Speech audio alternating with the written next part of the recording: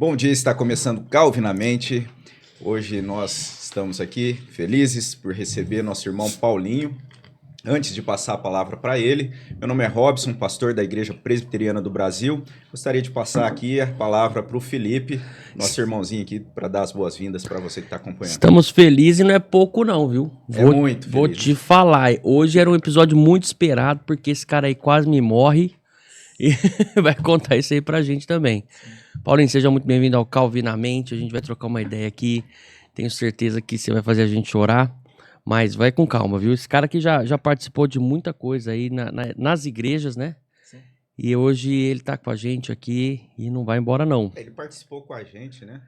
Ele já foi antes membro da igreja? Não, ele participou do nosso podcast, mas foi naquele ao vivo. Ah, foi no ao vivo. Não deu pra gente falar. Valeu, né? Não valeu.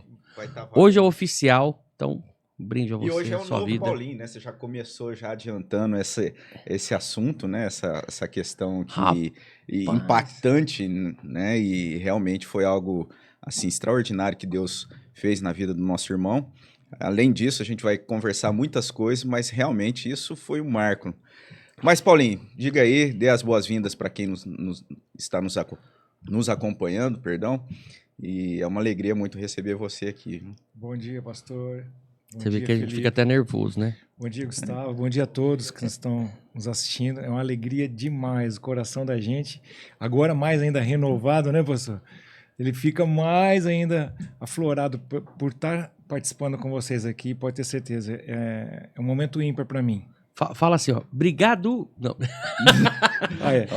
Obrigado. Já começou. É o nosso Fábio Júnior IPB. E aí, meu irmão? Cara, muito legal. O nosso assunto principal, você sabe que é moto, né? A gente fala sobre moto aqui, a gente gosta de automóveis, carros. Você também acho que gosta um pouquinho. Ele é do ramo, hein? Ele é do ramo. Conta um pouquinho pra gente. Você gosta de moto mesmo? Você já andou de moto, não? A vida toda. É? Sempre tive moto grande, moto pequena também, né? E eu perdi um pouco aquela alegria da moto depois de um tombo, né? É sempre assim. Você toma um certo tombo aí, eu caía, estava 100 por hora numa moto, fui fazer uma curva, não consegui. 100 por hora é difícil fazer curva. E eu tentei deixar ela bem deitadinha na curva ali, não consegui, Escorregou? Eu passei reto, aí a moto, eu joguei ela pro chão e ela foi pro barranco e eu fiquei rolando no asfalto ali. Entendi. E fiquei numa via, rapaz, eu fui ali perto na realidade eu estava indo para Mirassolândia para ver um carro antigo lá. E aí o dono já tinha vendido o carro. E na volta, eu não fui para andar de moto. Tanto é que a minha roupa normal... Tava de roupa normal. Normal. Ah, meu Deus. Se você tivesse macacão ou Nossa, jaqueta, não teria feito nada. E o pior de tudo, eu tava com... E foi aí que você ficou com essa cara. Foi depois... Não, brincadeira. Vai, continua. Eu vou fingir que eu não entendi. Ficou bonito, ficou bom, ficou melhor do que antes. E aí, Paulinho? Nesse processo, eu tava com o meu manto, que é a camisa do São Paulo, e rasgou toda, infelizmente, aí, para felicidade de alguns Se fosse uma camisa mais resistente também ajudaria, hein? Então. Se fosse tipo uma camisa preta e branca, né, com um brasão ali de timão, né? Aí talvez isso... Aí eu não conseguiria nem chegar nessa moto. Mas aí, pastor, eu tive esse tombo, aí você fica um pouco com receio de andar de moto. Eu reformei a moto toda, dei um gasto gigante e vendi. Eu falei, não ia ter mais moto e larguei mão de moto assim. E meu filho sempre gostou de moto. Paulinho sempre gostou de moto também. Aí eu comprei algumas motos grandes também para ele, tipo assim, saber o que é uma moto. Você já falou disso para mim, é verdade. Você falou, não, tem que saber, tem que conhecer a máquina. Tem que conhecer o que é. Aí comprei a moto, a gente começou a andar, ele sempre garupa comigo aqui. E eu comecei a dar umas aceleradas para ele ver o que é a moto, a complexidade que é. Uhum. Que o para-choque da moto é seu peito. Uhum. Então, o que é um perigo de uma moto e tal. Só que aí, assim, a hora que chegou naquela situação dele pegar o amor verdadeiro pela moto, eu falei, você gostou da moto? Gostei. É legal? É. Então nós vamos vender. Puxa, pai, mas agora que agora que a gente tem que vender, porque isso aqui não seria para nós. Porque a moto instiga. E principalmente moto grande. Você sempre quer ver o final dela, quer fazer umas ultrapassagens. Quer testar, né? Quer testar. Porque se você está numa moto tranquila, que ela não tem tanto um torque, para dar uma certa ultrapassagem, você mantém a sua e fica. Porque você sabe que a tua moto não vai atingir a velocidade necessária para você fazer alguma graça. Agora, se você tem uma máquina na mão, que você sabe que ela é diferente, você vai partir para cima, vai fazer ultrapassagens diferentes. Então, nesse gosto, eu cheguei e falei para ele, ó, filho, agora você já conheceu, sabe o que é, agora chega. Essa participar, vamos dizer assim, esse aprimoramento com meu filho, eu cada vez mais, eu sempre mostro para ele o que é e o que não é. O que pode e o que não pode. O que vai causar isso de futuro para a vida dele. Então, eu costumo aproximar muito ele disso aí. Ah, pai, eu tenho vontade disso aqui. Você tem? Vamos ver que a gente consegue. Conseguiu. Você está vendo o lado bom e o lado ruim disso? O que você prefere? O lado bom ou o lado ruim? Não, pai, eu prefiro o bom. Então, vamos vender? Vamos fazer isso aqui? Vamos partir para o outro lado? Para ele ter esse feeling. Ajudando a dar o discernimento ali com relação a essas coisas, né? Justamente. A gente vai entrar essa questão até da paternidade, assim, porque ele já puxou um gancho. Paulinho pai, né? E a gente tá falando de vocação. Mas eu acho que antes de entrar nisso, você ia sugerir o quê, Felipe? Não, tá um pouco alto o retorno aí? Não, tá bom. Ó, esse discernimento que você tem de conversar com o Paulinho, muitas vezes já falei com ele, é um menino muito, né, muito centrado. Mas isso aí, você entendeu, você passou por isso, seu pai era assim, como é que é isso? Totalmente ao contrário. Meu pai nunca foi participativo com a gente, nem comigo, nem com meu irmão. Foi uma pessoa muito difícil de se lidar. Vou falar uma coisa rápida aqui. Ó. Na 8ª série, eu fui escolhido o melhor aluno das 8º. Eu sempre fui uma pessoa muito bagunceira, já te contei algumas ideias de escola, eu fui... Em matéria de fazer arte, fazer anarquia na escola, eu fui terrível. Mas dentro da classe, na hora do momento da aula, eu era aplicado nisso aí. E eu fui escolhido o melhor aluno das 8º séries. E aí eu fui receber uma medalha lá na Câmara de Mirassol, pelos vereadores lá, que ia fazer entregue. Ô, louco! Aí, rapaz, nossa, é grande a coisa. E eu trabalhava com meu pai na época, torneiro mecânico, meu pai era soldador também, meu pai tinha oficina e eu trabalhava com ele. Aí quando eu recebi a notícia, nossa, eu não vi a hora de contar para ele. Aí eu cheguei no meu pai, pai, eu nunca esqueço, essa cena tá na minha mente. Meu pai estava soldando uma roda lá de caminhão na época.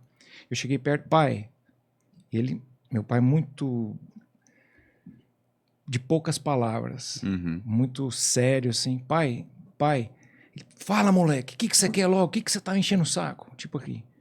Falei, pai, eu fui escolhido o melhor aluno das 8ª séries. E eu queria que o senhor fosse lá para participar comigo, que eu vou receber a medalha de melhor aluno. Sabe o que ele virou e falou para mim? Você não fez nada mais que a sua obrigação. Virou as costas e continuou soldando. E isso foi de várias situações que eu e o meu irmão participou com o meu pai.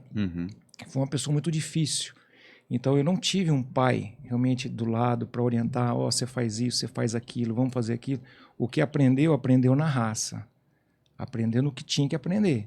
Eu sempre fui um menino de rua, minha mãe é uma merendeira, meu pai é torneiro mecânico. Nós morávamos num parque infantil em Mirassol. Sempre em Mirassol? Sempre em Mirassol. E minha mãe cuidava desse parque. Então, eu ficava o dia todo na rua. O dia todo. Cresci com a molecada, cresci vendo meus amigos fumarem drogas, injetarem drogas. Eu participei disso. Não eu participei, mas eu participei do convívio. Vendo ali acontecer, né? Isso. Então, até falando assim, Deus teve muita misericórdia, porque eu tive todas as oportunidades, todas, de virar um drogado, de virar um marginal. E eu tenho ex-amigos, vou falar ex porque muitos já faleceram, envolvido com drogas também, com assalto, aquele monte de coisa, porque a vila que a gente morava ali, que antigamente era Vila São Benedito, em Mirassol, é uma vila muito complicada, tinha muito problema com roubo, essas coisas, com drogas também. Então eu tive essa oportunidade, mas Deus teve graça e misericórdia ali para... no caso, a família, então, já era evangélica? Não. Meu pai, assim, ele nunca frequentou nada específico, mas ele ia em centros espíritas, voltava, assim. A minha mãe, católica, mas não tão praticante. E depois de tanto até sofrer com o próprio meu pai, devido meu pai teve várias situações de doença na vida, então ela, cansada disso, ela procurou uma igreja evangélica, que foi uma igreja quadrangular em Mirassol, e dali ela me levava na igreja. Porque eu sou 7 anos mais novo que o meu irmão, então eu ia mais novo, 9 anos, minha mãe me levava para a igreja, e eu não gostava de ir na igreja. O detalhe da igreja é uma coisa interessante, eu ficava brincando o dia inteiro na rua, e minha mãe, eu sabia que sexta-feira era dia de ir na igreja. Aí ela falou assim, ó, você vem mais cedo, porque a gente tem que ir para a igreja. E é uma pernada bem interessante, de casa até lá.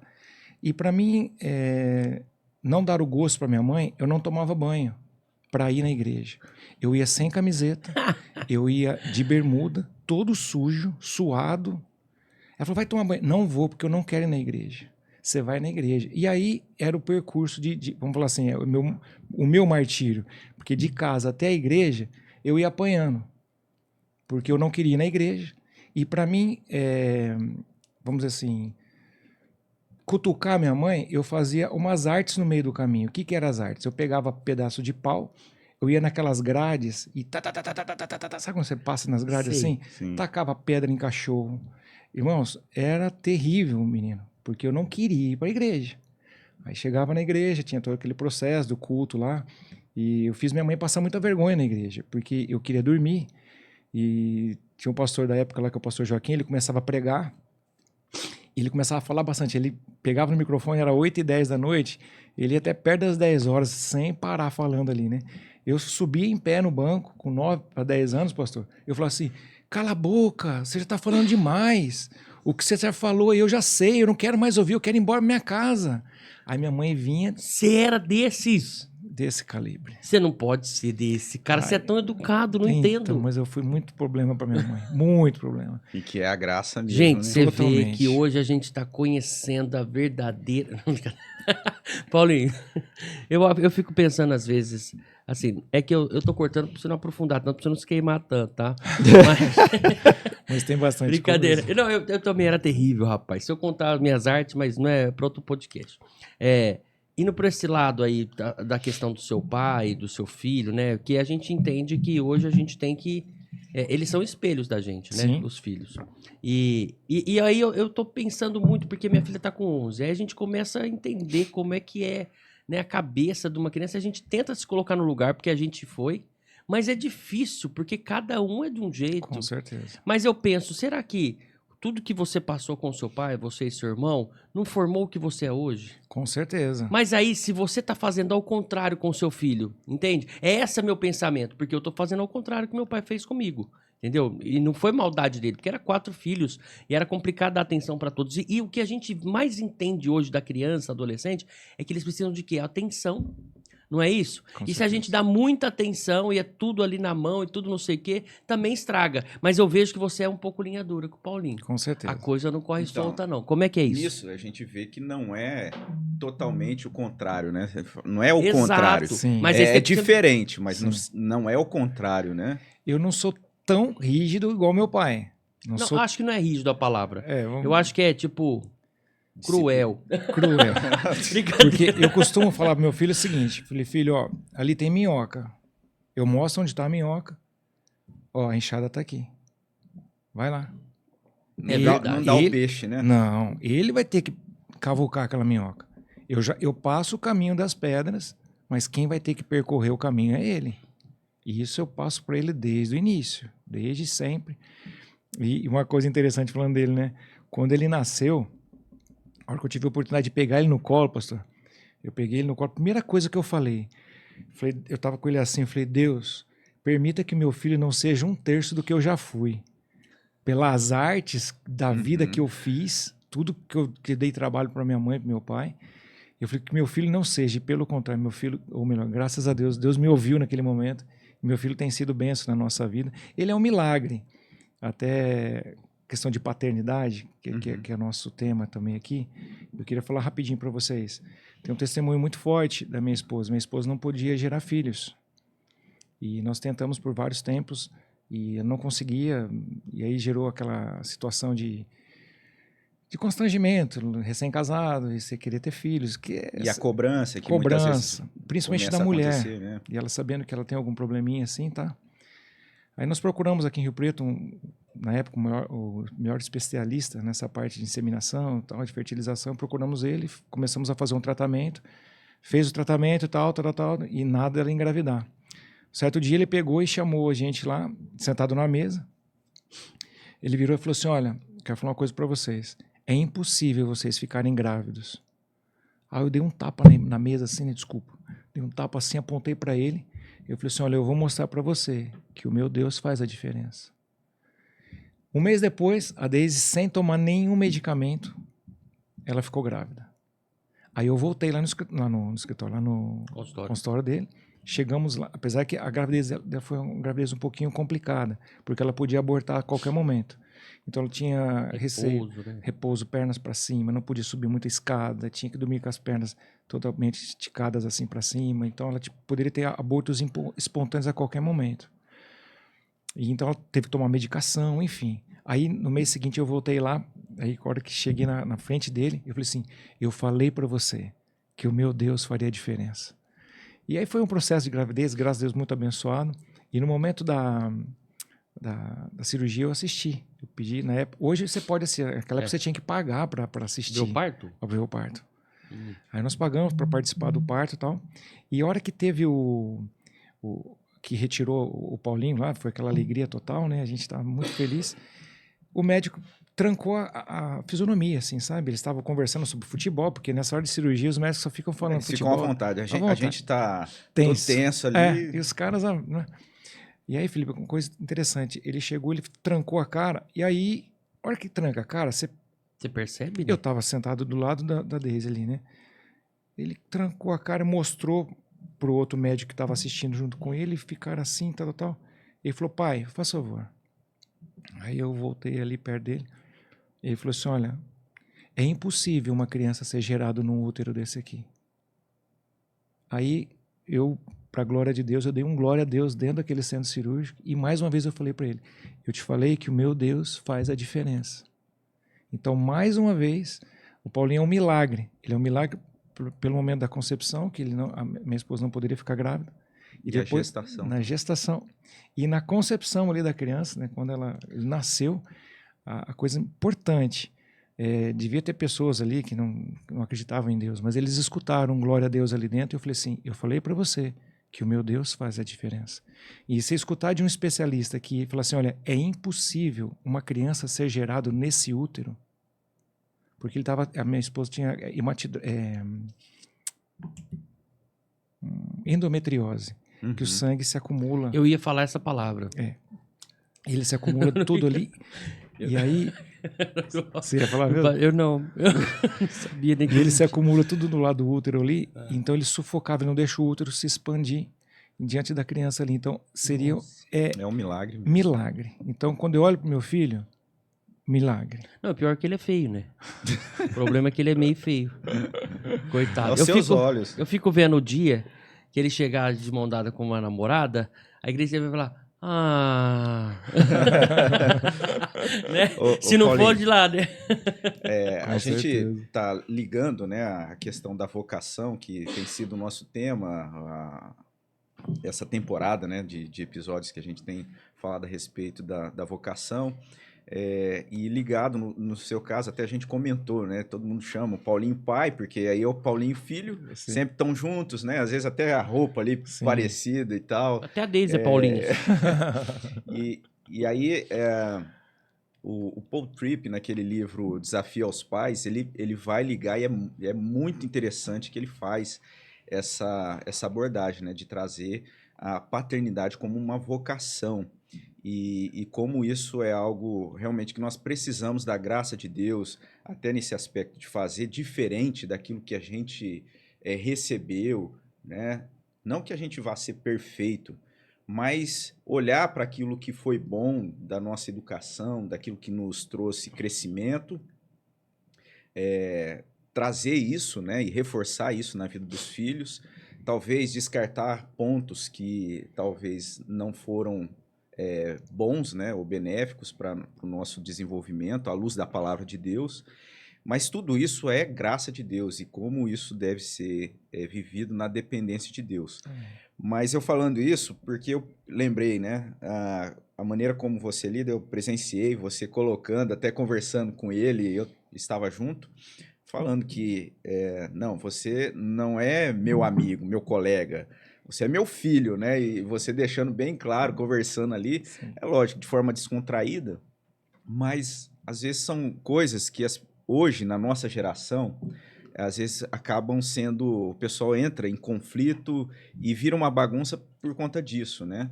Naquele desejo de fazer diferente, de fazer melhor na criação dos filhos, acaba perdendo essa linha, Proximidade. né? De Quem é quem, não né? se colocar como igual, como um colegão, né, ou simplesmente um amigão. Sim, existe amizade, existe o companheirismo, mas essencialmente existe há uma grande diferença, né? Sim, com certeza. E aí você Você viu isso batendo aí? firme, vê a conversa. Esse final de semana, né, a gente tava falando Foi. disso. Aham. Eu falo muito disso pra ele. Assim, começa a conversar. Falei, opa, peraí. Eu sou seu pai. Primeiramente, eu sou seu pai. Você quer conversar comigo, não. E até eu uso o termo lá em casa, eu falo assim, ó, quem é o alfa aqui sou eu. Até eu falo, você é o alfinha, você é o beta, você tá por baixo. Vai chegar o momento de você ser o alfa, na sua casa.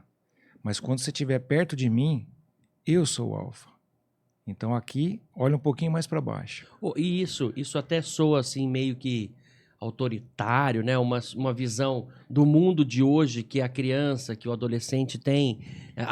Se meu pai me bateu, chama a polícia. Essas coisas assim, né? Cara, isso é totalmente seguro tratar e educar dessa forma. Porque é a forma que o homem, que o filho, filha, tem que se colocar no papel de filho. Com certeza. Não é? Ele tem que entender que naquela casa ali, você é o pai, você é o cabeça, quem vai tomar decisão é você, quem vai fazer o que vai ter que ser feito por vocês é ele. Então tem que entender isso. Não adianta a criança querer ser, o adolescente querer ser mais que isso, porque na hora que chega uma situação difícil que só você sabe resolver, pra quem sobra? Então, Não é, então não adianta. Então é isso. E ele vai ser esse cara na casa dele. com certeza. Entendeu? Por conta desse espírito. Nossa, mas maravilhoso. Pra mim já pode acabar aqui. E eu até falo muito para ele sobre isso, a respeito das consequências, a gente conversa, né? Falei, filho, tudo na vida, a conta chega. Eu converso muito com meu filho, mas muito mesmo. Ele é meu amigo, ele é meu parceiro e é meu filho. Uhum. Converso ele como um amigo, mas eu converso ele como meu filho também. Então eu falo, filho, cuidado com os mínimos detalhes. Os mínimos segundos, eles vão te trazer consequências, tanto para bem quanto para mal. Então, exemplos assim, vamos falar de moto, que a gente foi no início do nosso podcast hoje. Quando eu vejo algum tipo de acidente de moto, eu faço questão de mostrar para ele. Aí eu falo, olha, isso aqui foi uma imprudência. Ele atravessou no sinal, vou dar um exemplo, né? Atravessou no sinal vermelho, estava em alta velocidade. Isso aqui foi imprudência. Agora, aqui o que acontece? Deixou em casa uma família chorando, porque perdeu vida, perdeu bens, perdeu esse monte de coisa. Trouxe toda essa situação de desconforto na família por causa do quê? De uma imprudência. Então, o mínimo detalhe ele vai te causar consequências. Cuidado, meu filho. Cuidado com as suas palavras, as palavras que você lança, porque elas sempre, um dia ela chega, sabe? Uhum. É igual aquela pluma, ou melhor, quando você pega um travesseiro diante de um prédio, sobe lá em cima, você joga ele. Vai cair para todo lado. Mas um dia você vai pegar essa pluma. Um dia ela vai cair no colo aqui, ela vai chegar essa conta. Então tome cuidado. Cuidado com as coisas que você fala. Cuidado com as coisas que você vai fazer, porque o dia da manhã essa conta sempre chega. Ou para o bem ou para o mal. Isso eu sempre falo para ele. Para ele já ter uma questão de responsabilidade, pastor. Uhum. Para ver que a vida não é assim.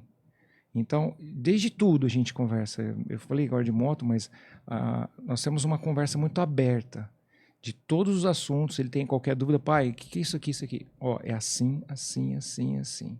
O que você quer? O que você não quer? Até um caso interessante, ele era menor e na sala dele, o Paulinho sempre teve essa dificuldade na classe, onde a maioria das vezes ele ficava sozinho como evangélico, como um cristão. E aí a molecada de hoje é pior do que na nossa época, em matéria de erotismo, essas coisas, sexualidade. E começavam a fazer um monte de situações para ele. Poxa, você é virgem. Ele mesmo pequeno. Oh, você é virgem, você não sei o quê, não sei o quê. Blá, blá. E o Paulinho sempre foi um menino muito centrado. E diz que os meninos já levavam as coisas de pornografia para a escola. E um belo dia, pastor, você não sabe o que eu fiz. Eu peguei ele, falei, nós vamos dar uma volta. Aí eu levei ele ali na Vila Paraíso, aqui em Rio Preto. Uhum. Cheguei lá na Vila Paraíso, fui andando com ele. Ele falou, pai, o que é isso aqui? Eu falei, isso aqui são pessoas que estão sem famílias, pessoas, de repente, que estavam dentro de púlpitos de igreja, de repente dentro de igreja, e teve alguma situação e perdeu o centro da vida em Deus, estão nessa situação. Isso aqui é prostituição, meu filho. E aí ele ficou assim, atordoado, porque ele era adolescente ainda. Ele falou, nossa, pai, eu quero ir embora. Eu falei, não, eu vou te levar embora, mas nós vamos andar sobre todas essas ruas aqui, você vai conhecer o que é isso. Então, eu tenho essa oportunidade de falar para ele, de até evangelizar o meu filho, mostrando o que é um lado e o que é um outro. Pessoas que largaram seus pais, pessoas que perderam o sentido da vida, enfim, de repente, uma desilusão, vai para uma vida dessa de promiscuidade. Vícios, né? Vícios. Eu falei, olha a situação. Você acha que essas pessoas são felizes vendendo o corpo? Ali eu mostrei para ele também alguns pontos em Rio Preto, que pessoas usando drogas. Levei ele para ele conhecer o que é. Eu falei, puxa, mas você levou teu filho para... Levei. Para ele ver o que é, o que não é. O que você quer para sua vida? Eu falo isso para ele. O que você quer? Qual que é a sua vocação diante de Deus? Você quer isso para você? Você almeja isso? Uhum. Você quer ter filhos, ter família? Ou o que você precisa para entender mais isso? Então, eu mostro para ele os extremos. As consequências, né? Tá bem? São os extremos. Olha, e aqui? O que você quer? Entendi. A decisão é bem sua. Eu vejo assim que é uma postura, de certa forma, radical, né?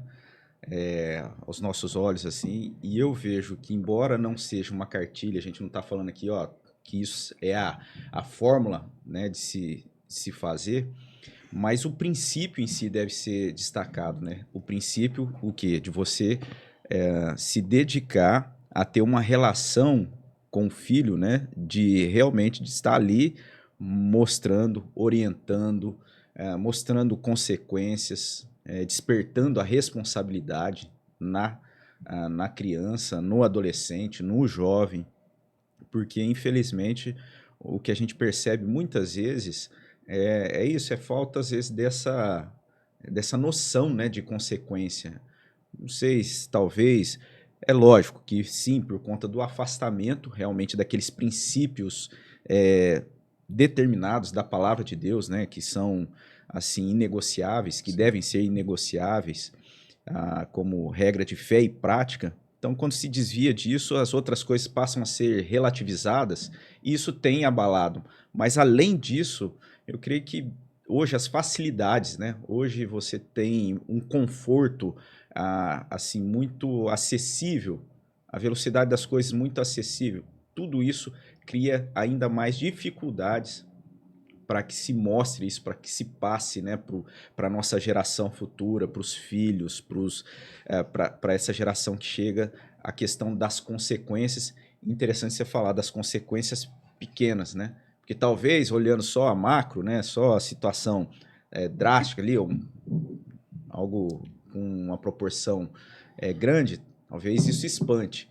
Mas e as pequenas consequências, né? Aquilo que gera consequência em pequenos atos. Então, tudo isso precisa ser cultivado. E não tem como isso ser cultivado se não houver uma relação de proximidade mesmo, de dedicação. Então, assim, é muito interessante mesmo a gente perceber isso sendo vivenciado na vida de vocês. Algo que me passou aqui, vocês dois são músicos, né? Sim. Na verdade, a família toda, além de estarem juntos, né, que já é vamos pensar assim, um tempo muito oportuno de intimidade, que favorece o crescimento da família em intimidade, né? Isso lá na igreja, também em casa, né? O culto doméstico, tudo isso são atividades ou exercícios que favorecem muito isso, né? Que a gente sempre fala isso, a gente já teve episódio aqui falando a respeito dos benefícios do culto doméstico e tal. Mas no caso de vocês têm ainda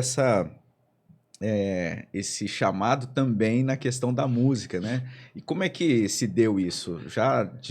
Você e a Daisy já lá atrás, já também tocavam juntos? Como é que... Eu tocava, eu comecei tocando, né, violão na igreja desde os 14 anos, aí depois peguei a guitarra e tal, e aí eu comecei a namorar desde com 16 anos.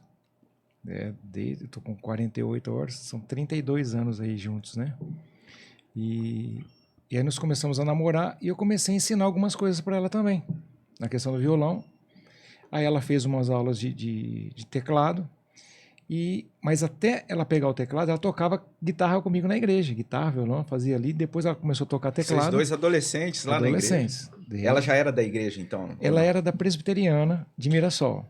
Entendi. Aí ela conheceu esse moço lindo aqui, maravilhoso. Ainda bem que eu ia brincar aqui, né? Mas, assim, com todo o respeito, né? Mas o desserviço você conseguiu corrigir depois. Que é o que a gente já conversou aquele dia, lembra? É brincadeira, gente, né? Aí ela foi para Quadrangular, começamos lá a namorar e tal. E aí teve sempre a vida toda tocando juntos, a vida toda. Sempre ela no teclado, eu na guitarra ali e tal. E aí quando o Paulinho nasceu, a gente já percebeu algo diferente no menino, já do nosso milagre, porque começava uma música, ele já pegava a mãozinha dele e já começava a ficar aqui. Ele batia o ritmo. Você começava a cantar qualquer música, ele batia a palma sempre no ritmo. Eu falei assim, vai ser baterista esse menino aqui. Vai ser baterista. E aí, desde pequeno, eu comprei uma bateria para ele pequenininha.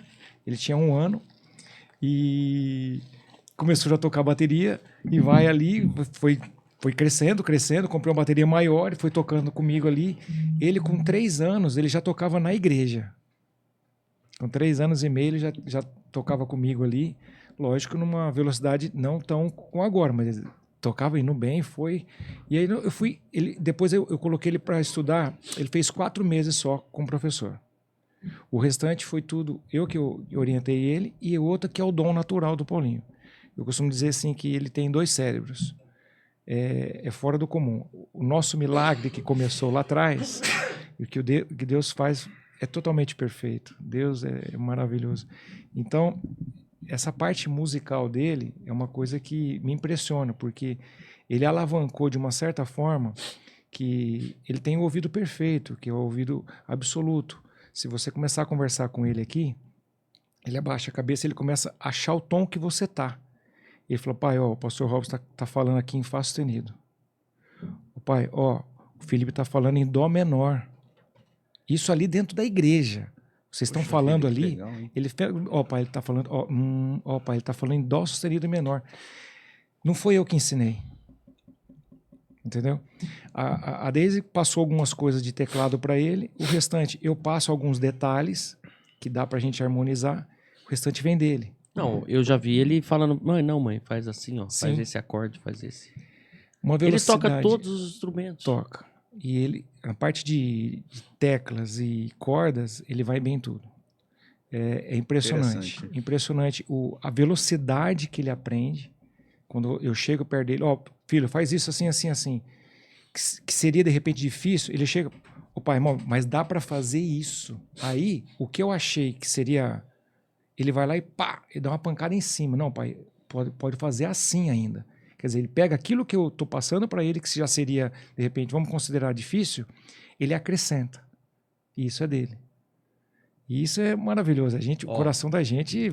Não, nem falei isso para mim. A dinâmica da casa também é tudo em volta de música. Tudo assim. em volta de música. Nas oportunidades, senta os 3 ali, começa a tocar. Até os cachorros são afinados. E interessante, a Mila, ela vem junto. Quando a gente vai lá pro quarto lá para estudar lá, tocar um pouquinho, ela vem junto, senta ali, participa. A Mila é nossa cachorrinha. Né? Aí depois, acabou, ela vai lá, aí ela ganha um biscoitinho porque ela participou do ensaio dali com a gente. Então, a gente está sempre tocando, Que sempre legal. fazendo algumas coisas novas lá. Ó, filho, ô pai, eu achei legal que o senhor tocou aquele negócio ali. O que foi que o senhor fez? Ó, eu fiz isso. Vamos lá, vamos tocar. Aí eu passo para ele, toca aqui, faz na bateria. Ó, eu achei que hoje você tocou isso aqui, não ficou legal. Até lá na igreja, a gente começa a conversar. Não, só no olhar. Só no olhar. Eu olho para ele, ó, ele já entende o que vai fazer, o que tá. Então a gente tá muito. Entrosado, né? Muito. Então, Muito, né? toca sozinho, assim, os dois, né? Graças a Deus, três. A gente, assim, eu toco, né? Eu brinco. Até o pastor toca também. A gente sabendo como é a dificuldade de montar um acorde, tocar ritmo e depois de tudo isso, deixar bonito. A gente vê vocês tocando e fala, não é fácil.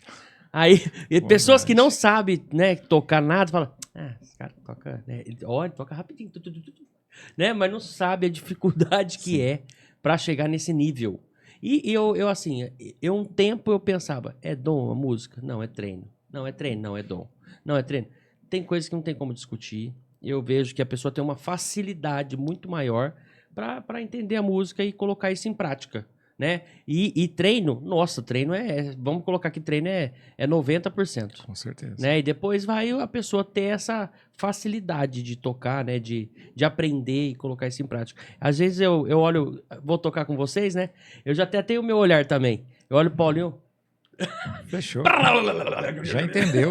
Já sabe. Já sabe. Né? Não tem nenhuma virada ali, mas ele já manda a virada dar certinho. Legal. É muito legal. Até quando o Paulinho tá se tocando sozinho, sem você lá de longe, você já olha. É verdade, a gente percebe isso. Aí no final eu vi uma vez, eu peguei uma vez ele assim, e o Paulinho tocando e tal, e pra acabar, o Douglas pegou, olhou pra ele assim, porque já tava muito acelerado e a música ia acabar. Ele pegou, olhou pra você lá longe, eu peguei, olhei os dois aqui assim, e você fez assim, que era só mais pra acabar, né? Foi. Eu já até peguei já. E isso é muito interessante. A gente vê ele buscando essa referência, né? Ele tá lá tocando, ele tá te olhando aqui e tal. Por mais que ele tenha toda essa capacidade, né? Pela graça de Deus, de alguma forma, a gente vê que esse teu empenho, né? Essa tua dedicação ali de construir isso, a gente vê acontecendo, tendo retorno. Ele tá lá fazendo algo que, de repente, ele tem toda essa envergadura de capacidade, né? Mas, no entanto, ele não perde a referência. Ele tá ali olhando e buscando essa direção. Creio que isso é muito válido para nós, como pais, de nos dedicar também nessa orientação, nessa direção, né? Nessa responsabilidade, mas também, de repente, para aquele filho que está aí ouvindo, né? E vendo, né?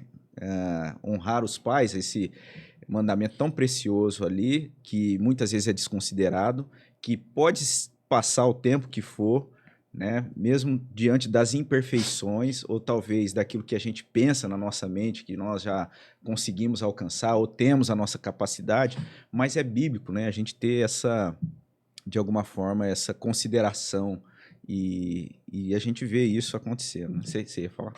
O que eu vejo assim de impressionante nele é que, assim, ele sabe que eu toco, brinco ali, né? E ele fica preocupado com que as pessoas vão pensar dentro do culto, dentro da igreja, será que ficou bom? Nossa, será que tá certo? Aí um tempo eu pensava, falei, acho que ele faz isso por educação, né? Porque eu não manjo nada, ele sabe, ele me conhece, né? Ele sabe que, né? Eu pergunto pra ele, e aí, mas ele não por educação, porque a preocupação dele mesmo em saber que pessoas comuns, que não são da música profissional igual vocês, fica assim, fala, cara, não tá errado, tá certo. Então, ele tem essa preocupação. E ele tem discernimento de saber qual o lugar dele, cara. Isso que é maravilhoso. Paulinho, acho que o podcast tá errado. A gente tinha que estar com ele aqui. Vamos fazer um com ele também. Vamos sim. Coloca uma bateria atrás aí. Aí já era. Hoje ele não... Até ele ia vir comigo aqui, mas ele tá fazendo um estágio na UBS Mirassol. Então ele tá... Muito mais importante, com certeza. Brincadeira. Mas muito legal falar dessa família. Eu queria falar um pouco sobre a sua vocação, entrar nesse assunto que esse é o nosso podcast. E a vocação não é só ser pai, não é só ser crente. A vocação também que Deus te deu. Primeiro de tudo, ser pescador de homens. Mas segundo, a sua aptidão também para carros. Esse assunto é nosso. A gente domina aqui, né? A gente sabe que você tem alguns carros lá que nossa, a hora que você chega, eu falo, meu Deus, esse cara, ele tá me instigando, né? E tem uns caras ali que gostam, né, de carro antigo na nossa igreja, de carro potente. Como é que é isso, Paulinho? De onde você tirou esse... Desde sempre. Desde sempre você gostava de Sempre carro? gostei de carro. Seu pai gostava também? Gostava, mas não do jeito que eu gosto. É um nível, né? Meu pai sempre fala assim, ele foi da linha da Volks, né? Então ele sempre Fusca, Brasília, TL, né? Tinha isso, né? Sim. A pessoa escolhia uma marca, né? Ia nele. Eu já gostava do Opala, que é da GM, mas meu pai, não, Opala beberrão, não vai comprar isso aqui não, isso aqui, isso aqui, isso aqui. Aí eu fui, contrariado dele, porque ele não queria, eu falei que eu ia comprar um carro, ele falou, não vai comprar não. Eu falei, não, vou lá comprar. Porque a gente também não tinha uma proximidade. Aquilo que eu falei que eu ia comprar para minha mãe. Acabou descobrindo, aí falou que não era para comprar, aí eu, por não ter a proximidade, eu fui lá e comprei um Opala, foi meu primeiro Opala da vida. Nossa, feliz da vida, sempre aquele carrão grande, sei que. Foi o primeiro carro, não? Qual foi o primeiro carro? Fusca. Fusca. Tem que ser o Fusca, né? É. Meu Fusca, se passasse perto de um riozinho assim, os peixes corriam atrás. Maciado. Eu nunca esqueço. Pastor, escuta essa aqui. Eu fui nós fomos num casamento de um primo da Daisy e eu fui com esse Fusca. Tava chovendo o dia. Nós entramos dentro do carro. Meu Jesus, eu fiquei com uma cara desse tamanho. Porque eu não sabia que o carro tava tão ruim de baixo ali, porque foi logo que eu comprei ele. Entrou tanta água por baixo, molhou os pés da minha sogra, do meu sogro que estava junto ali, mas foi uma anarquia. Tinha mais barro dentro do carro do que fora. Então, quem tem a experiência de ter um Fusca sabe o que é. Eu tive um, foi mais ou menos isso comigo também. A água passava entre as duas portas. Falei, uma porta fechada é esquisito, né? Funcionava só um, quando funcionava, depois ele parava no meio, aí depois ele vinha, funcionava só uma parte. Então a gente sempre gostou de carro, sempre, a vida toda, um carro Tem um antigo amigo aí, né? nosso aí de Fusca aí, eu não sabia, rapaz, e tem um Fusca lá, Não, mas ó, aquilo lá é o Gustavo. Fusca, né? O azulão. Rapaz, eu vi essa semana, que é aquilo, que relíquia. Pois eu quero ver, não vi esse não, hein? Nossa, muito mano. lindo. Mas é original de um nível, né? Que eu não consigo. E a patroa que dirige o carro tão bom. Então, falando da patroa, a Deise já não é chegada, não. Então, quando a gente vai dar um rolê assim, ela vai meio contrariada. Natália também. O Paulinho gosta. Então, pai, o Paulinho fala assim, pai, vamos dar uma volta com o Fusca? Então, eu pego o marmitão, que é o Fusca o verde lá, a gente dá uma volta. Ela não gosta. Vai tirar gasolina aqui, não sei o que. Aí, quando a gente vai com o Opala na igreja, ela também não gosta, não. Ah, não? Não. Nossa, aquilo é um conforto só. Não gosta, ela quer. Esse negócio de carro antigo não dá certo. Quando vai nos encontros assim... É que ninguém olha também, né? Quando você tá... Quase ninguém, né? E ela é discreta, né? Ela não gosta muito na dela. De chamar atenção. Né? Olha, de todas as vezes, esse ano que ela foi com a gente no encontro de carro antigo. Ela nunca foi. Ela falou, não, esse ano eu vou com vocês. Aí chegou lá, mas é isso aqui? Eu falei, mas é tudo isso aqui. Eu falei, isso é tudo isso aqui, esse clima. Você não tá vendo? Toda essa atmosfera. Ela falou assim, tá, mas... é isso aqui? Eu falei, não fala esse negócio desse, não. Aí o Paulinho falou assim, mãe, curte esse momento aqui, ó quanto carro antigo. Ó quanto cheiro de gasolina, com óleo. Aí ela falou assim, não, esse aqui não é minha praia, não. Mas o que vocês têm lá? Tem um Diplomata, 6 cilindros, e tem o Fuscão, né, com motor 1500, tem, que é o Marmitão, aquele verdinho. A gente pôs o apelido dele de Marmitão. Legal. Tem esses 2 carrinhos para brincar um pouquinho lá. Eu vou te falar, velho. A primeira vez que eu vi o Opalão lá, o Diplomata, eu falei, você é louco? De quem que é isso aqui? Já fiquei uma meia hora ali e vi detalhe que não sei o que. Eu falei, mano, eu preciso descobrir de quem que é, porque eu vou pegar a chave, né? Pra dar um rolê aqui. A hora que chegou, ele todo meteu. Eu falei, não vou andar não, esse cara aí. Eu vou... Ele é todo cuidadoso, né? Com a guitarra, com o filho, com tudo. Eu falei, mano, eu não posso ralar esse carro de jeito nenhum. Vou de passageiro. Prometo que eu vou aqui de copiloto. Pode pegar a chave lá, tranquilo. Não, vamos junto. Você me leva. Vamos dar uma volta. Esse negócio de Fusca aí é um negócio impressionante, né? A gente fala, cara, não pode piorar a nossa vida. E a gente vai lá, arruma um Fusca, né? E eu tô com um lá, velho. Meu Deus, a Natália tá numa brabeza comigo. Eu acredito. Por quê? Porque a gente fica lá uns 3 meses pra começar a mexer, pra começar a fazer. Aí você faz uma coisa, o negócio não anda. E eu quero fazer um hat look, sabe aquele todo raspado? Sim. E todo mundo fica me zoando. Falou, olha a situação desse carro. E eu tô deixando desgramar, meu. O negócio tem que ficar no sol, tem que ficar rachado. E aí agora só falta rebaixar. Coloquei roda, coloquei pneu novo, Legal. coloquei tudo. Você vê o Fusca, é raspado, já tô te avisando, você não vai. Mas é o estilo dele, né? Sim. É estilo, as pessoas não entendem, gente. Então é isso aí, é o estilo. Depois, na hora que você vê o meu, não se assuste. Antes você vai na internet e vê lá o Hatchlook. E é azul também. E o legal de ter a Fusca azul, já teve Fusca azul, não? Sim. Você passa nas escolas, velho, meio-dia, a molecada se estapeia, se mata. Já viu isso aí? Do Fusca azul? Rapaz, é legal demais. A gente, né, não incentiva a por quê? violência, né? Mas. O Fusca Azul. Fusca azul, você vê um Fusca azul, você pega e dá um tapa no outro, fala, Fusca azul, tu. Ah, Entendeu? Não sabia dessa? Não, essa eu nunca brinquei. Né? Na hora que eu tiver com o meu, eu te dou uns tapas. Fica tranquilo. Tá bom? Eu tive um Fusca também, branco. O meu era parecido com aquele da Maricila. E na época, Lisinho. lisinho, Nossa.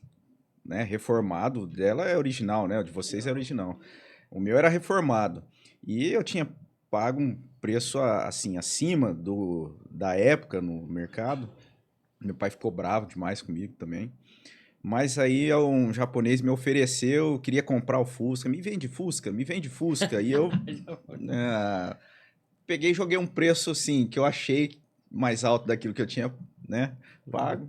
Ele foi não no teve Fusca. jeito. Acabei, fiquei sem o Fusca. Foi lá e matou. Matou o Fusca. A história do Fusca da Maricila, do Gustavo, é bem, bem engraçado, porque, na verdade, o Gustavo, ele tava procurando uma esposa, né? Achou um Fusca, casou com a moça. Né? E agora depois, tá lá. Depois a gente vai dar a oportunidade dele falar. Não vamos verdade. não. Porque é mentira isso aí. Ai, Paulinho, agora sim, né? A gente. Isso aí tá no coração. E por Com falar em certeza. coração, né? A Coração. gente teve com você no acampamento. Você participou com a gente ali daquele momento, né? Quem quiser aí olhar aí os episódios para trás, vai ver o Paulinho participando com a gente. E depois ali do acampamento, passou um tempo, em abril, né? Abriu. Aconteceu algo também, assim, que marcante na... Totalmente. Vocês estão falando com outro milagre aqui, na frente de vocês, onde eu estava fazendo os exames de... rotina. Não, na realidade, pastor, não seria rotina, porque foi assim, ó. Em janeiro começou a dar umas palpitações no coração, uma arritmia. Do nada, eu sentado, começava a acelerar. Eu fiquei meio preocupado nisso na hora, mas esperei um pouquinho, aí comentei com a Deise, né? Falei, olha, vamos ver o que pode ser isso aqui, vamos dar uma funilada. E nós começamos a fazer um atendimento aqui em Rio Preto. E eu achei que o médico ali, na ocasião, ele foi um pouco moroso. Ele foi fazendo parte a parte.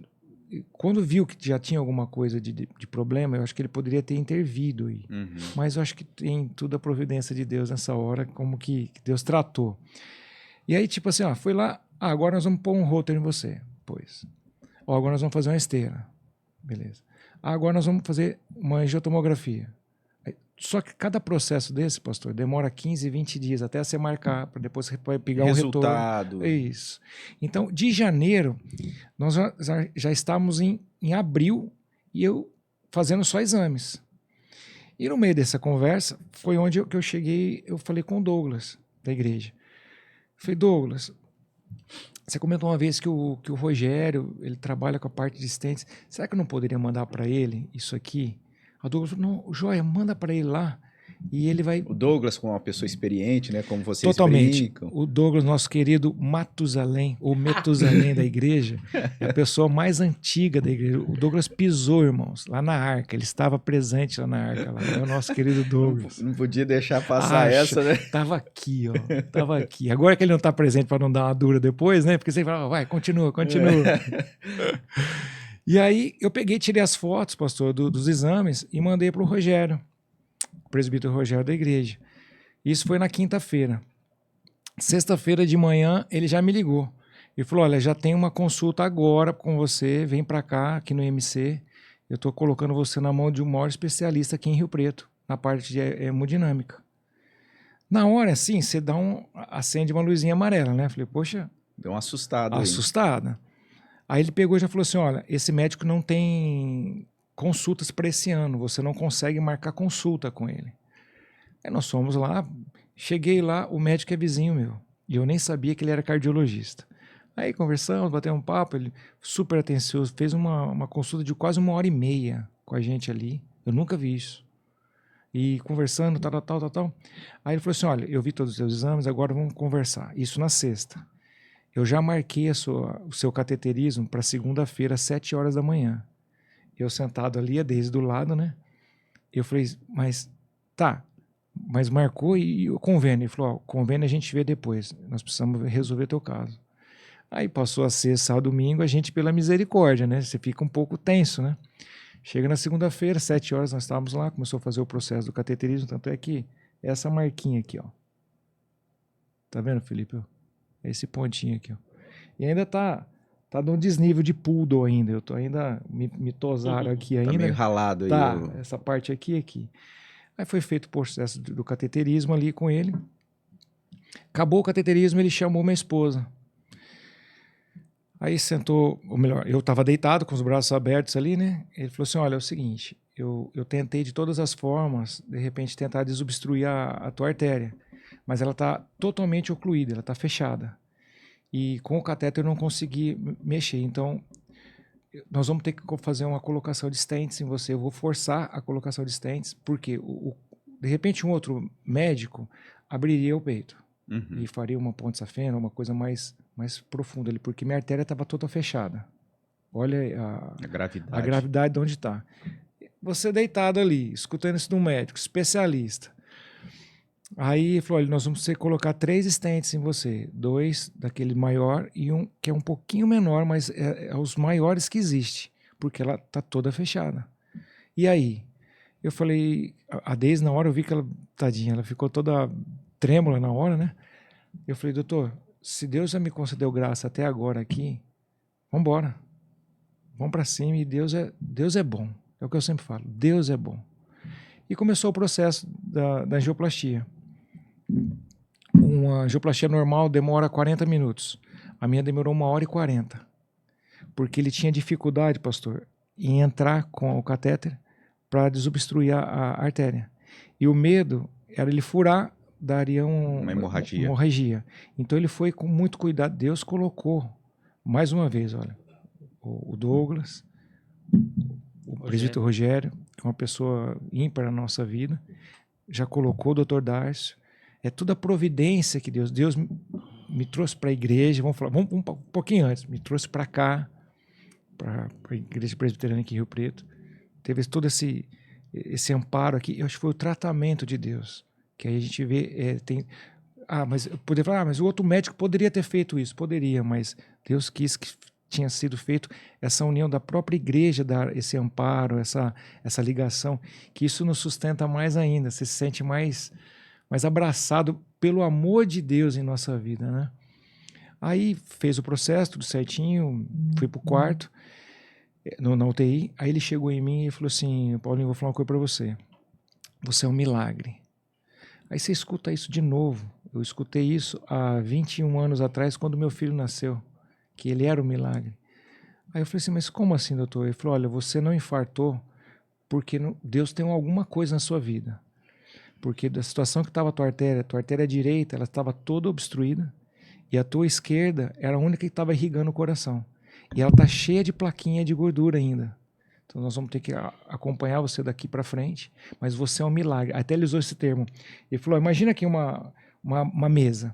A medicina vai até o final dessa mesa aqui. Daqui para frente é providência. E aí você se sente abraçado por Deus, você se sente amado e por essa oportunidade de vida que Deus me concedeu. E quando eu contei esse testemunho na igreja, muitas pessoas, nossa, Paulinho, mas você é magro, você é assim. Eu tô jogando bola com os irmãos da igreja na quinta-feira. A gente jogou bola naquela semana. Naquela semana nós jogamos bola. E a hora que eu falei para ele que eu tava jogando bola, ele falou, rapaz, você podia ter tido um infarto jogando bola, dirigindo seu carro, porque não tinha irrigação suficiente para o teu coração. E uma forma de subsistência do próprio organismo, a artéria que estava fechada foi criando uma nova artéria embaixo, chama angiogênese. Ai, meu filho vai me corrigir depois. Depois, se você quiser procurar. É uma artéria que ela foi tentar, o próprio organismo tentando sobrevivência, porque viu que ia morrer. Aqui ela não ia aguentar. Mas mesmo assim ela é bem fininha. Ela não é suficiente. Como se fosse uma película, uma bolsa ali para passar o sangue. Para ver se para tentar compensar. Isso, mas não era o suficiente. E aí você vê a providência de Deus. Algo que não estava funcionando correto, mas funcionou até o momento que Deus quis. Falou, olha, agora você vai colocar e eu vou te mostrar que eu sou milagre. Quem toma conta da vida sou eu. Eu sou o autor da vida. Quem soprou a vida sobre Adão fui eu. Eu vou dar a vida para você novamente. Então, a gente vê que nós não podemos mesmo dizer, amanhã eu vou ali. Não. Se Deus me permitir, eu vou, porque está tudo na mão dele, ele que conduz, ele que instrui. É o dono de todas as coisas. É o dono de todas as coisas, nós estamos aqui, nós existimos nele, tudo subsiste nele, está tudo ligado a ele, então nós não somos nada. Então, somente agradecer a Deus por essa oportunidade de vida, que Deus é bom, Deus é maravilhoso, ele continua fazendo milagres, ele é o próprio milagre na nossa vida. O maior milagre é esse, da gente ter esse reconhecimento nele, né? A gente sempre destaca isso. Deus é maravilhoso, age de forma sobrenatural, espetacular, como a gente vê esse testemunho de vida, mas esse milagre que muitas vezes a gente acaba, né, não tão valorizando assim, que é a própria manifestação dele de graça, misericórdia, de estar aí, né, nos chamando. Vinde a mim, todos que estáis cansados e sobrecarregados, e eu vos aliviarei. Amém. Um convite que é feito para você que está acompanhando, e é um convite aberto, né, para desfrutar disso, desse Deus cada dia mais, que é tão maravilhoso, como você disse, que, né, opera de forma extraordinária, maravilhosa, Deus que faz milagres, né, tão extraordinários. Então, assim, é realmente algo tocante. A gente já está, assim, acompanhamos lá, né, essa situação toda naquela época, e talvez a gente já está até, assim, mais habituado de ouvir essa história, mas é algo realmente impactante, que esse testemunho sirva, né, para a vida de cada um dos irmãos, aqueles que estão acompanhando, né, para que reconheça cada dia mais esse poder, essa graça, a maneira maravilhosa como Deus age, e como você disse, né, Deus é bom. Deus é bom. Deus é bom.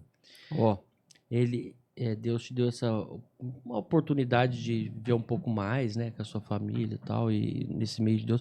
Mas eu vejo uma outra coisa aí, que é ele nos usar, né?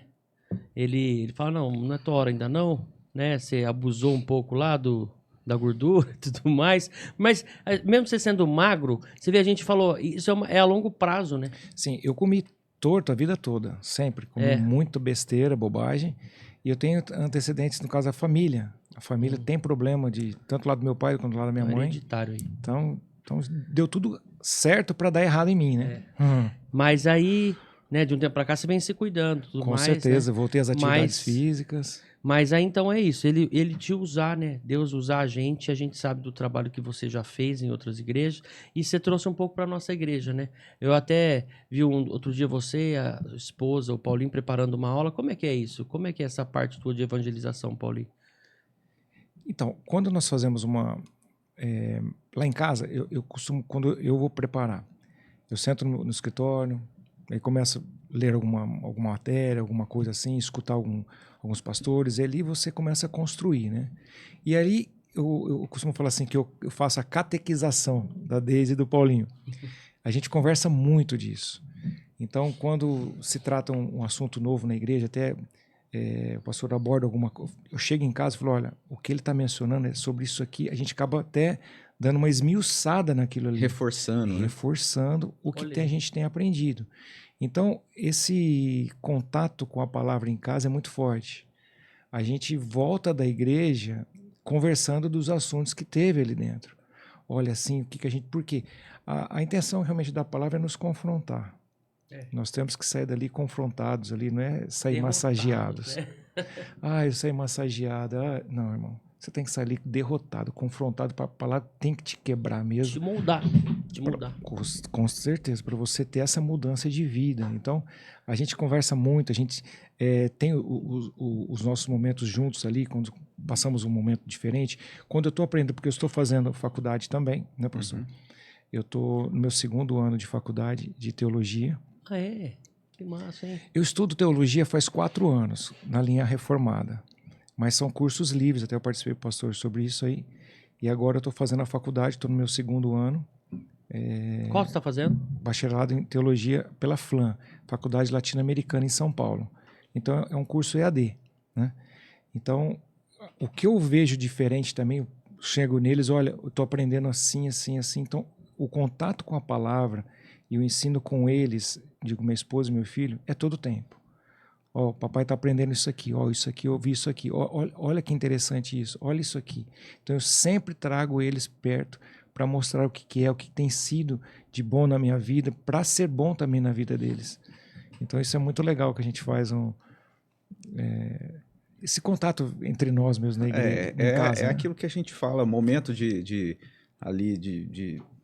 culto doméstico, né, de adoração em casa, isso é precioso demais. Muito. Até, Paulinho, eu vou ler um trecho da palavra que me ocorreu aqui, a gente falando a questão de Deus sendo esse Senhor sobre todas as coisas, o Salmo 95, né, o versículos 5, 6 e 7. Dele é o mar, pois ele o fez, obra de suas mãos os continentes. E aí a gente tem um convite aqui, o versículo 6. Vinde, adoremos, prostremo-nos, ajoelhemos diante do Senhor que nos criou. Então esse é um convite aberto, né? A gente vê a criação, vê o cuidado dele em todas as coisas.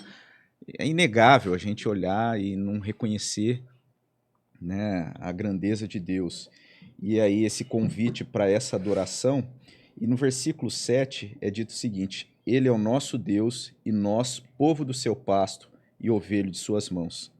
Então, essa é um reconhecimento, né, que desperta, e como Deus, no seu cuidado, agindo, fazendo coisas extraordinárias, assim como tem feito na vida de vocês, mas também de coisas que talvez não são tão extraordinárias. Ele é digno de ser adorado, de ser buscado, Amém. de ser reconhecido, e ele convida, né, ele nos convida a termos nele essa segurança, né? A obra de Cristo Jesus é essa obra que nos dá essa condição de estarmos na presença de Deus, e isso é o evangelho da graça, né? E a gente tem aqui no nosso podcast esse desejo de ter nesse momento, nas conversas aqui, esse evangelho sendo pregado e sendo levado às pessoas, para que as pessoas estejam colocando seus corações, né, sendo transformados, sendo ali passando por cirurgia, né, mas a cirurgia espiritual de renovo, de salvação nos corações pela graça de Deus. A gente pode falar, Paulinho. Pegando essa linha que o pastor falou, uma coisa muito interessante de corpo, de igreja, de família. Nós vemos o começo da peregrinação de Jesus. Ele chega diante de Pedro. Pedro era um excelente pescador. Uhum. E ali no Mar da Galileia, no começo de tudo ali, começou ali no Mar da Galileia, ele pega um excelente pescador, um excelente lançador de rede. Só que ali já tem uma pesca que aquela rede se rompe. Uhum.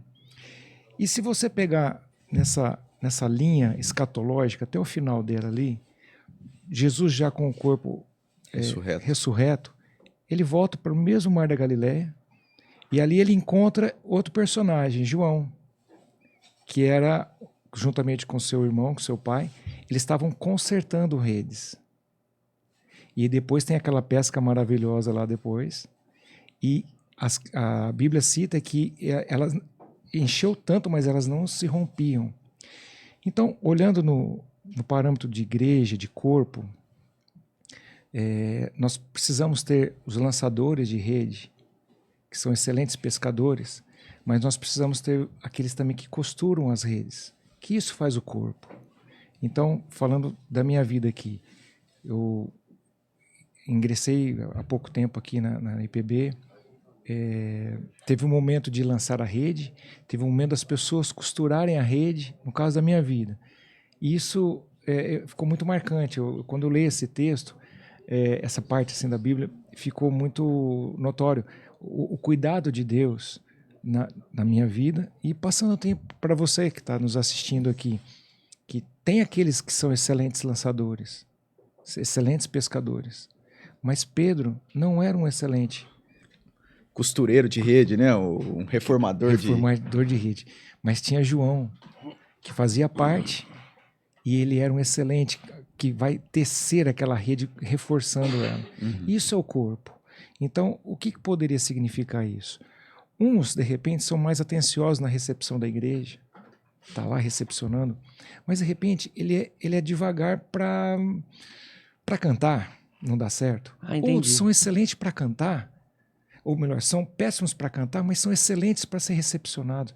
Isso é a igreja costurando redes, um ajudando o outro. Isso são fortalecimentos que nos deixam melhores, onde nós encontramos a minha falha, que é a minha dificuldade, é a tua força, Felipe. E assim a gente caminha junto. Então a gente vai caminhar, a minha perna é direita, pastor, ela é torta, mas as duas são boas, então eu abraço em você, a gente caminha junto. Então a gente começa a viver um evangelho que não é aquele triunfalismo que eu tenho que dar para receber, não. Você vive um evangelho que você precisa de uma capa, eu te dou duas. De corpo, né? De comunhão. Você entendeu como funciona? Se eu tomo um tapa, não, eu vou receber dois. Ah, mas no evangelho, onde tudo é o contrário, o menor ele se torna maior e o maior é menor, eu tenho que não fazer para receber, então é totalmente diferente.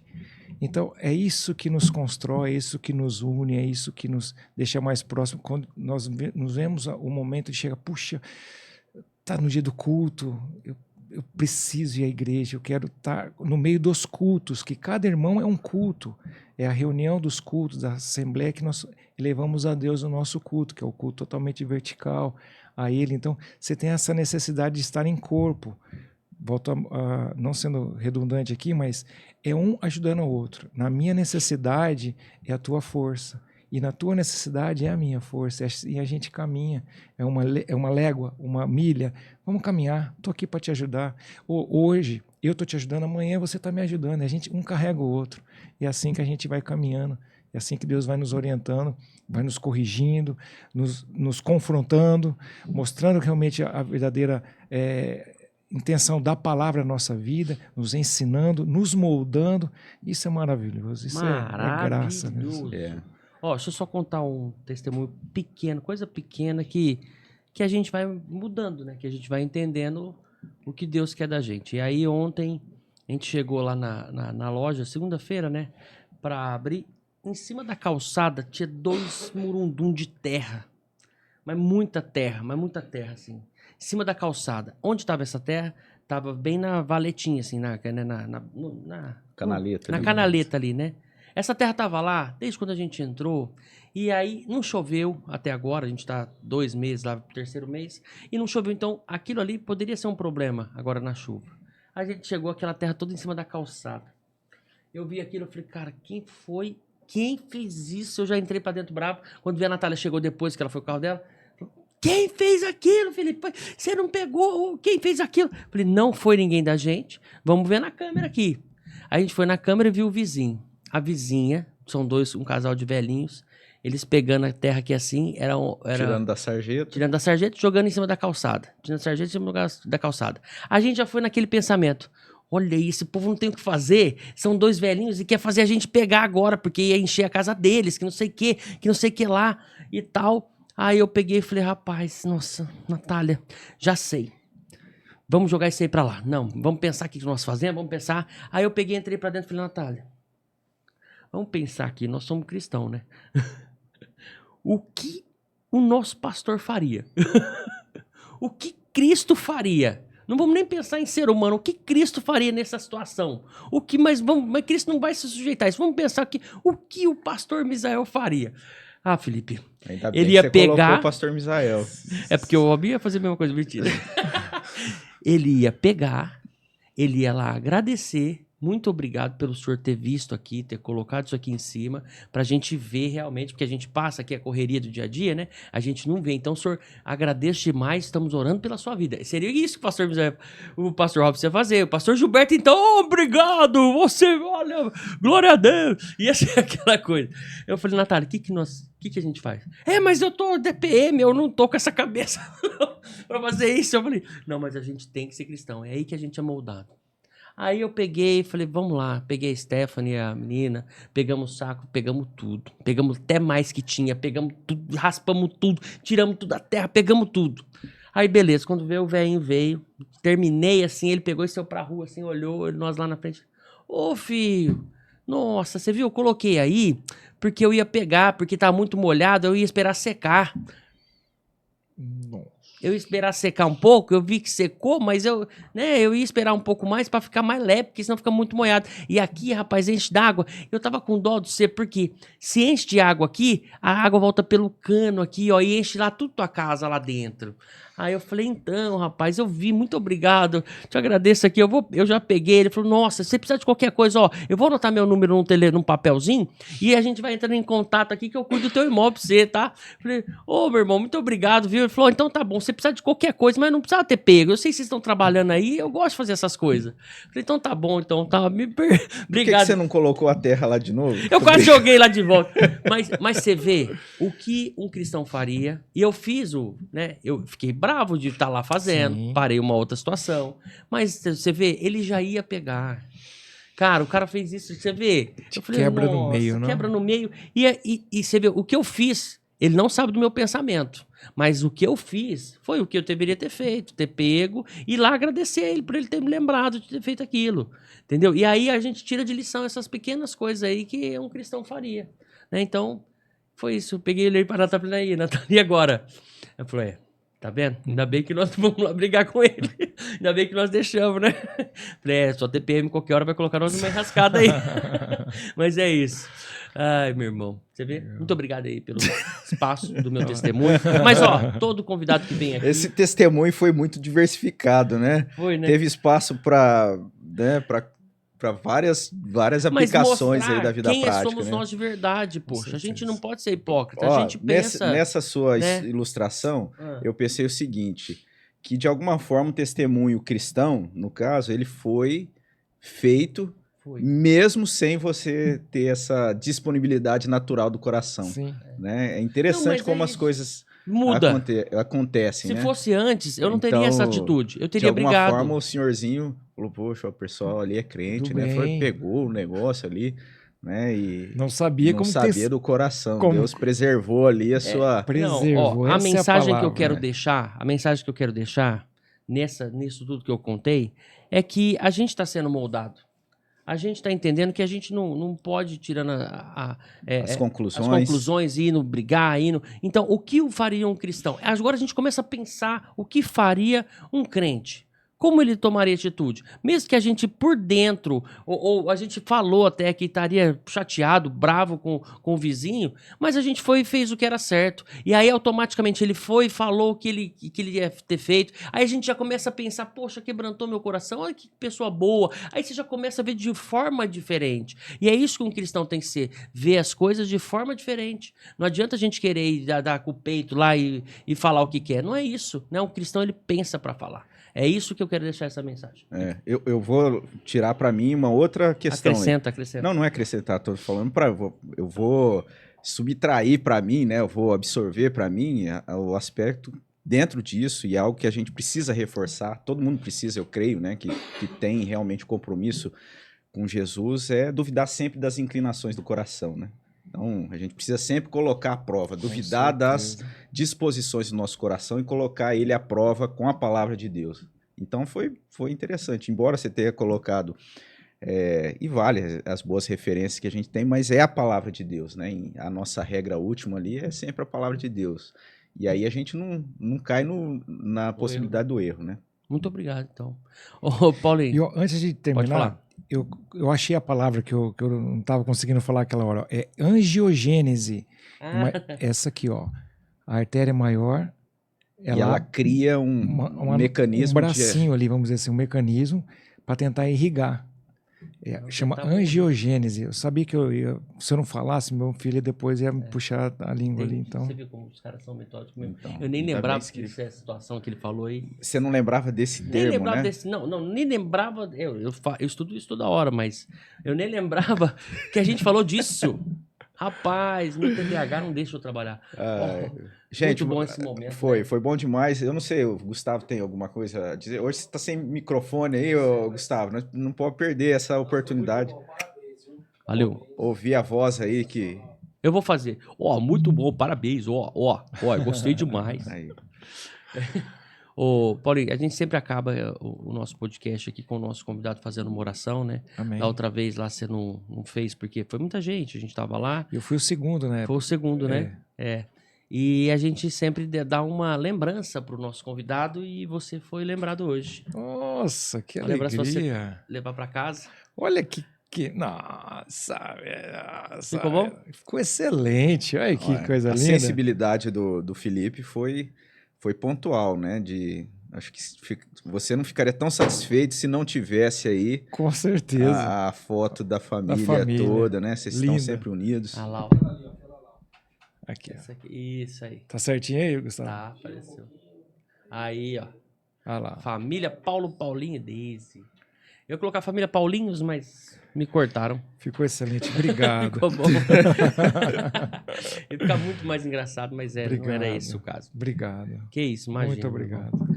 Paulinho, a gente sempre termina com a oração do nosso convidado, Amém. né? Pelo nosso podcast e também por aqueles que nos acompanharam. Acho que é isso, né, Felipe? Eu não tô satisfeito, quero mais, mas a gente sabe que o nosso tempo aqui é curto, mas a gente vai tirar um pouco mais dele. Deixa para próxima, né? Tem muito também. mais coisa. Né? E queria agradecer também o convite, pastor, desde aquele dia que nos convidou para trazer para vir aqui participar. Felipe, Gustavo. Brigadu. Ai, agora deu. Ganhou, pai, Ó, agora ele deu uma. Agora você ganhou. E foi muito importante para mim. E ainda o pastor falou que está finalizando hoje essa temporada. A né? gente vai ver se começa com uma Hoje nova temporada. É o episódio 63, é isso? Rapaz, Eu acho que É muitos 63. episódios. O cara eu vê, sabe todos. Ó, eu não sei. 63. Eu também não É, lembro. 63? 63. Ah, então. Talvez esse vai talvez ser o 65, aí. por aí. Legal. É que tinha lançado até 63, falei, 62. Ou vai ser então... um Route 66, né? Em homenagem à estrada. Mas aí eu já vejo uma mensagem subliminar. Não é assunto para esse podcast, mas. Pronto. Mas tá joia. Paulinho, você ora pra gente? Com certeza. Mais uma vez, obrigado. Irmãos, que Deus abençoe a cada um, abençoe a sua família. Que cada vez mais onde você esteja, brilhe a luz de Cristo. Deus é bom. Deus é bom. Amém. Vamos orar? Senhor, só temos a agradecer-te, Pai, por esse momento lindo que o Senhor nos concedeu aqui nesta manhã, aqui no podcast Calvinamente. Obrigado pela vida do pastor Robson, pela vida do Felipe, pela vida do Dr. Gustavo, pela família deles e por toda a família que existe por trás de toda essa estrutura aqui, pela nossa igreja, todos os irmãos e amigos que estão vendo esse podcast, que de uma certa forma a tua palavra seja ministrada de uma maneira ímpar no coração de cada um. E temos a certeza que a tua palavra não é lançada aos ventos, mas de alguma forma ela traz resultados e a semente é lançada.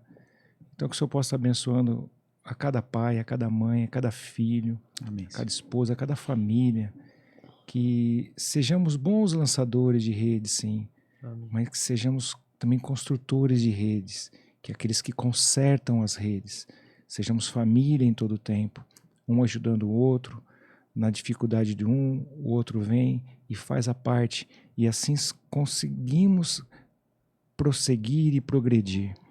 É no nome de Cristo que nós oramos, agraciados pela tua graça e misericórdia na nossa vida. Muito obrigado por esse dia, por este momento. Se deixarmos, vamos ter todo esse tempo de somente te agradecer, Pai, que o Senhor é bom, o Senhor é maravilhoso, que tudo é por ti e para ti. Então, muito obrigado mais uma vez, e nós oramos agradecidos. Abençoe a vida de cada um que ouviu, está ouvindo e participou aqui desse podcast do Calvinamente, sempre assim aos sábados aqui com a gente. Abençoe a todos, Pai. Amém. É que nós oramos agradecidos, que Deus nos abençoe em nome de Jesus. Deus é bom. Amém. Amém. Paulinho, antes de concluir e terminar, eu quero mandar um abraço, um beijo para Débora Cunha, sua prima. Tá. Né? Cara, essa moça fez a diferença na minha vida quando eu fiquei internado. Ela cuidou de mim lá, ela tem um sorriso e a gente não... Ela sorri com os olhos, né? Porque ficava de máscara. Você não vê, ela sorria com os olhos assim, não, calma, não sei o quê. Todo aquele cuidado na minha ansiedade, né? E ela cuidou da gente ali. Eu falei, cara, eu queria ver teu rosto, que se eu for embora, eu não vou nem te reconhecer na rua, só o olhar, você vai ter que andar de máscara a vida inteira. Aí ela mostrou, eu falei, cara, muito obrigado, ficamos amigos. E é sua prima, né? Sim, minha prima. Nossa, aí eu vi que tinha esse parentesco ali na internet, né, em comum. Eu falei, cara, quem que é esse? Minha prima. Eu falei, então, um beijo, Débora. Muito obrigado, viu, por ter cuidado da gente lá. Conversou com a minha família toda. Muito obrigado, viu? Tamo junto. Família boa, viu? Família Graças boa. a Deus. É isso Amém. aí. É isso aí. Deus abençoe a todos, a grande família que nós temos em Cristo e você que está nos acompanhando. Até o próximo sábado, se assim Deus nos permitir. Grande Amém. abraço. Valeu.